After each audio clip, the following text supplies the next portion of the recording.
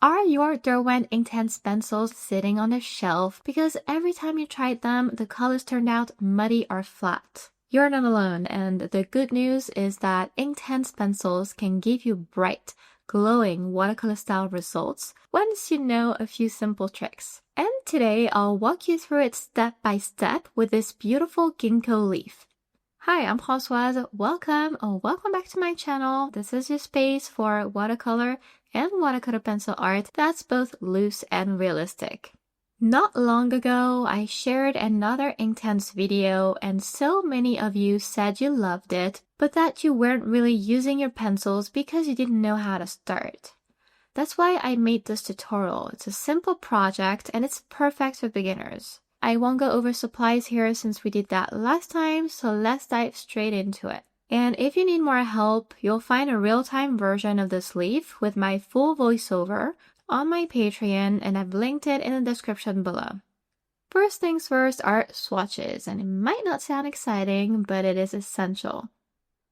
I already have swatches for my old 72 pencil box and the newer 100 count set. They're very easy to create. I'll take the mauve pencil here, for example. So we just need to color, then use a wet brush to activate that. But first, wipe the extra water on the edge of the jar to not over dilute the pigment. I start painting on the white paper beside the swatch, and I move toward the color. This avoids harsh edges, and it melts the pigment into a smooth gradient from rich saturation to the softest swatch. I repeat this for each pencil, and I always write the number next to the swatch. It makes finding colors much easier. And here's why swatching matters. Look at that pencil barrel versus the swatch. They're totally different. The barrel is way darker, so never trust it and always swatch. With that done, let's talk about colors and what a good palette is. For me, it's going to be a limited one with 3 to 5 colors, which a lot of other artists back up. And that's because your colors will stay natural and harmonious. And it'll be easier for you to switch between just a few rather than having to choose among many colors. I spot the main colors first in my reference, and these will be my midtones. And my ginkgo leaf is mostly orange, but orange alone is a little bit boring, and that's why I go for a warm yellow and a bright red, since I get every orange I need in different variations. Whatever main color you pick should be bright rather than dark or dull, so your painting glows, even if the reference photo says otherwise. Another tip is to add a white Inktense pencil for the light tone. Or you could use the paper's white, but the pencil helps push highlights and texture, and is great in some paintings. The last essential is a dark for a dark tone. Without it, paintings are going to look flat, and instead of brown, I chose iron green here. It's less predictable, and I was in the mood for something a little bit different. Though indigo also is a safe choice for pretty much any project. So if you don't know, either brown or indigo. Now check this out with this green. When you mix it with yellow and red, you get natural greens and even browns. Some will call that mud and tell you not to do it, but I call it a believable color that makes the palette simple and great for an autumn project. Next, we'll need a sketch, and it's the case here. But what's going to work well, especially with water-based media, is to keep it very simple. And my tip, if you're just learning Inktense, is to pick a subject with a clear, easy-to-draw shape and no background, like this ginkgo leaf.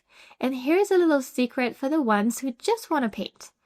I transferred my sketch with transfer paper. I didn't draw it by hand this time, because I wanted to get straight to the painting for you. And that's perfectly fine.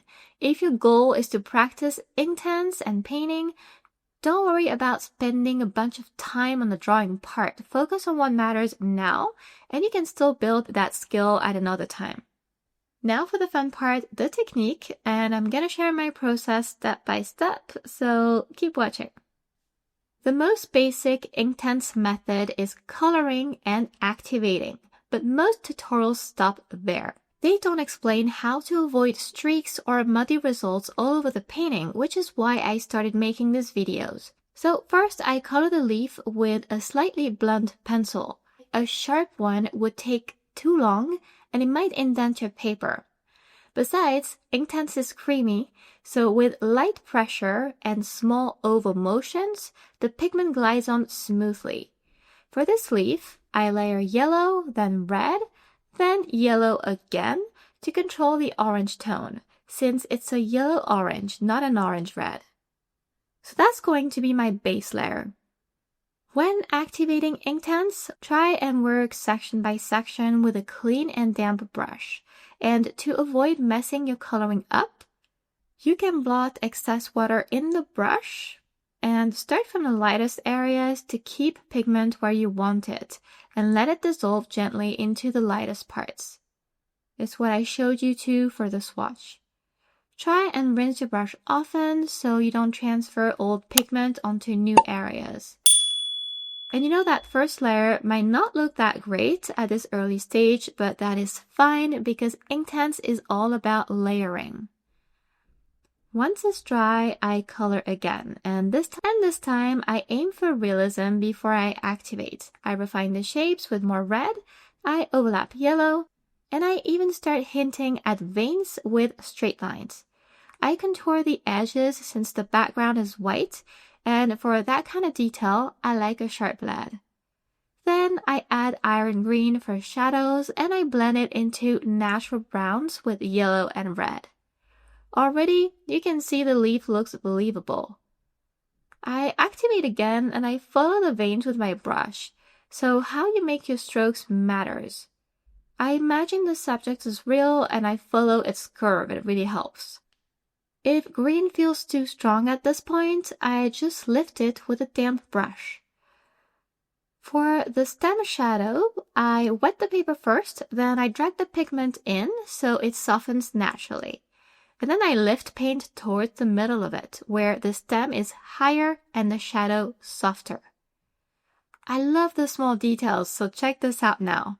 First, I re-wet some dry spots, and I blot them with a paper towel for soft highlights because yes, you can lift Inktense on most papers. And I've proved this countless times in my videos. So it's subtle, but it's very effective for realism.